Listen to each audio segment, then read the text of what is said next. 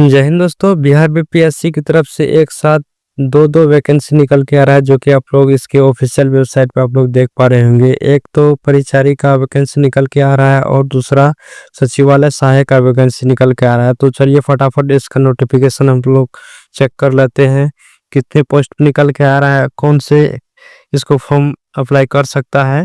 तो चलिए इसका नोटिफिकेशन हम लोग फटाफट चेक कर लेते हैं। ठीक है, बिहार कर्मचारी चयन आयोग, ठीक है, कार्यालय परिचारी और परिचारी वशिष्ठ का पोस्ट निकल के आ रहा है। और आवेदन इसका 25/8/2025 से लेकर के 26/9/2025 तक चलेगा। फॉर्म को भरने के लिए क्या एजुकेशन क्वालिफिकेशन रहने वाला है वो भी आप लोग यहाँ पे देख सकते हैं। और इसका सैलरी की बात करें तो वेतन लेवल 1 का रहने वाला है। अगर मिनिमम अगर कहें तो इसका 25,000 प्लस सैलरी इसका बनने वाला है। इन हैंड 25,000 सैलरी रहने वाला है।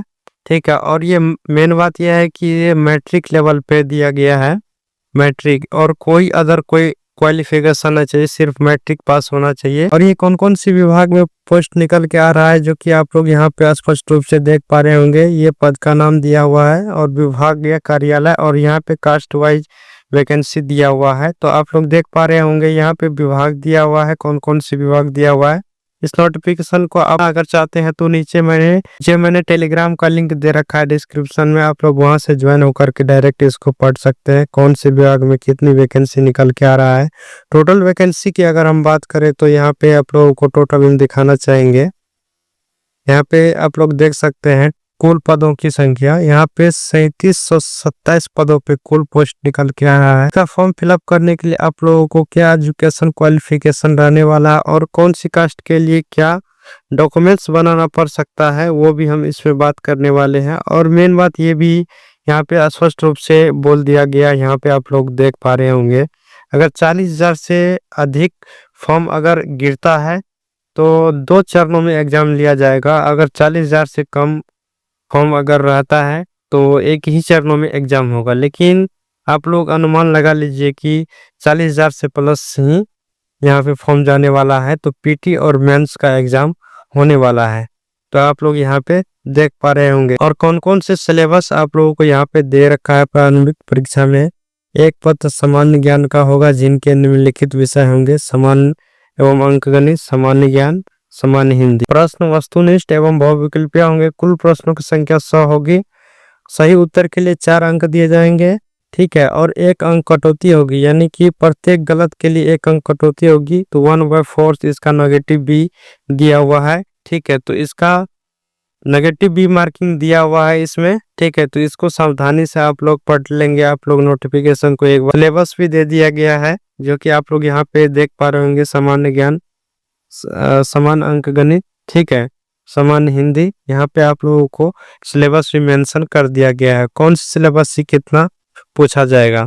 ठीक है, वहाँ पे क्वालिफाइंग मार्क्स दिया गया है, जो कि आप लोग देख पा रहे हैं। कौन सी कास्ट के लिए कितनी परसेंटेज मार्क्स चाहिए, यहाँ पे आप लोग देख पा रहे होंगे। लेकिन इसके भरोसे से आप लोगों को नहीं रहना है। ठीक है, कट ऑफ बहुत हाई जाने वाला है, क्योंकि मैट्रिक स्तर पे वैकेंसी निकल के आ रहा है। और कौन सी कास्ट को कितनी फी लगने वाला है, यहाँ पे आप लोग देख पा रहे होंगे। सामान्य वर्ग, पिछड़ा वर्ग, अत्यंत पिछड़ा वर्ग के पुरुषों के लिए 540 रुपया रहने वाला है। और बाद बाकी जितने भी SC ST है, पुरुष अभ्यर्थी को 135 और महिला अभ्यर्थी को 135, और अदर राज्य से जो भी कैंडिडेट और महिला पुरुष फॉर्म भरते हैं उनको भी 540 रुपये यहाँ पे लगने वाला है। आरक्षण का दावा करने वाले जो भी कैंडिडेट है वो अपना जाति, आय, निवास प्रमाण पत्र और NCL बनवा ले, ताकि वो आपको NCL के थ्रू आपको आरक्षण का सुविधा मिल सके। यहाँ पे आप लोग देख पा रहे होंगे फॉर्म अप्लाई का 25/8 से लेकर के 26/9 तक आप लोग इसका फॉर्म फिलअप कर सकते हैं। इसका फॉर्म फिलअप करने के लिए सबसे पहले आप लोगों को ये वाली डॉक्यूमेंट्स आप लोगों को पास रहना बहुत जरूरी है। सबसे पहले मैं बात करना चाहूंगा, ऑनलाइन आवेदन पत्र में योग्य आरक्षण कार्य अनुभव संबंध प्रमाण पत्र, अंक प्रमाण पत्र तथा मैट्रिक प्रमाण पत्र का मूल प्रमाण पत्र होना जरूरी है। अस्थायी निवास प्रमाण पत्र, जाति प्रमाण पत्र, स्वतंत्र सेनानी की पोता पत्नी अगर है तो वो भी प्रमाण पत्र बना ले।